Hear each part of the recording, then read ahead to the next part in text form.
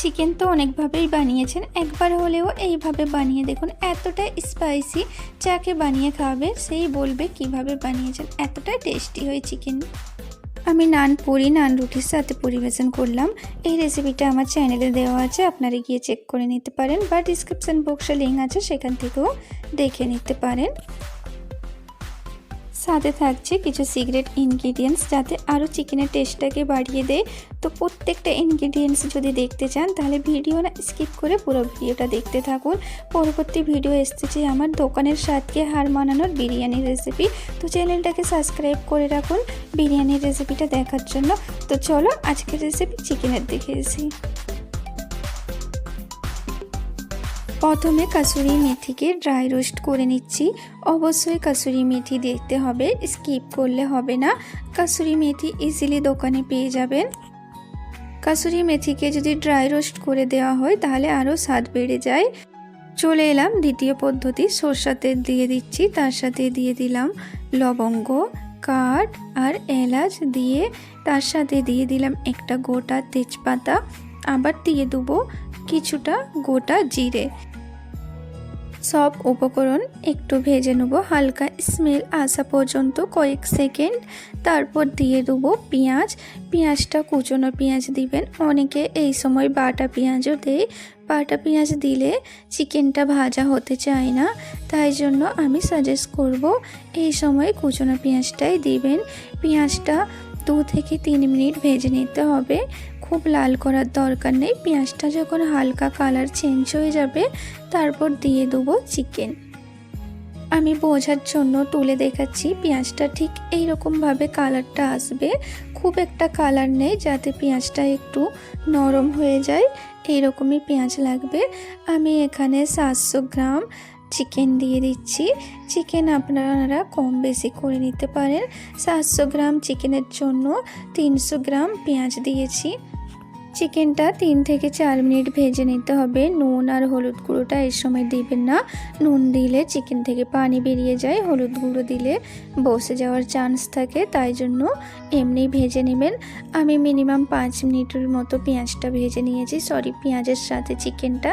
তারপর দিয়ে দিলাম হলুদ গুঁড়ো আর নুন, দেওয়ার পরে আবার একটু নাড়াচাড়া করে নেব।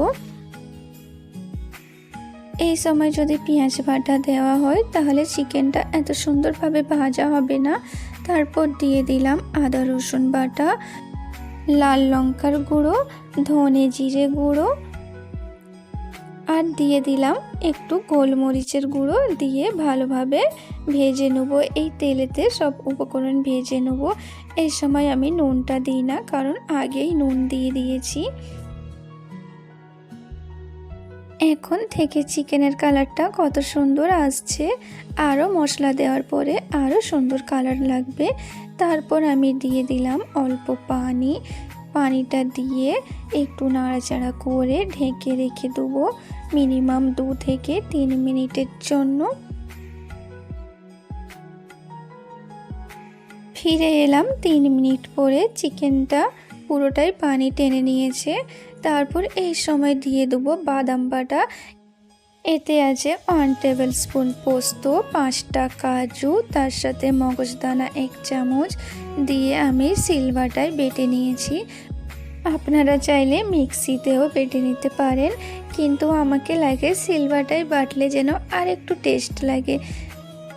এই বাদাম বাটাটা দেওয়ার পরে কতটাই কালার চেঞ্জ হয়ে গেছে, আরও ইনগ্রিডিয়েন্টস দেওয়ার পরে আরও সুন্দর দেখতে লাগবে, তার সাথে খেতেও খুব ভালো লাগে।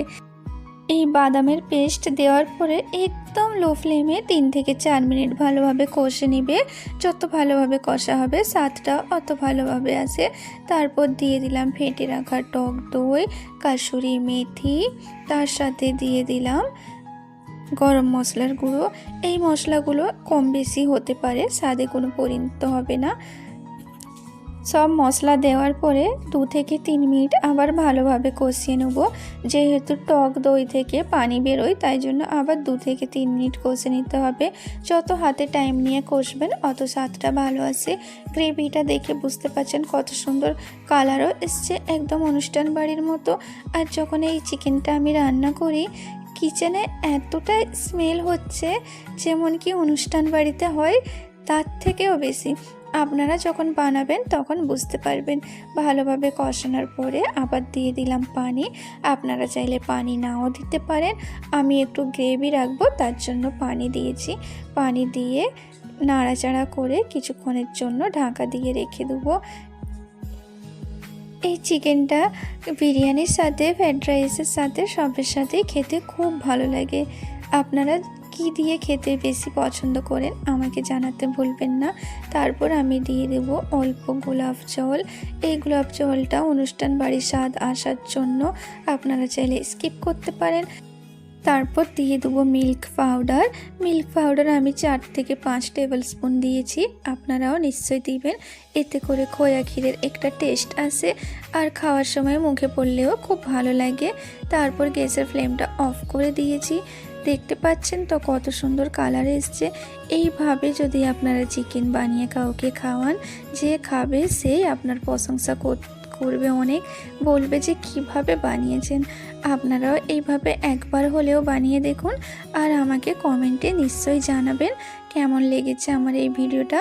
যদি আপনাদেরকে ভালো লেগে থাকে তাহলে অবশ্যই আমার পাশে থাকবেন। নতুন চ্যানেল, তার জন্য একটু সাপোর্ট করো।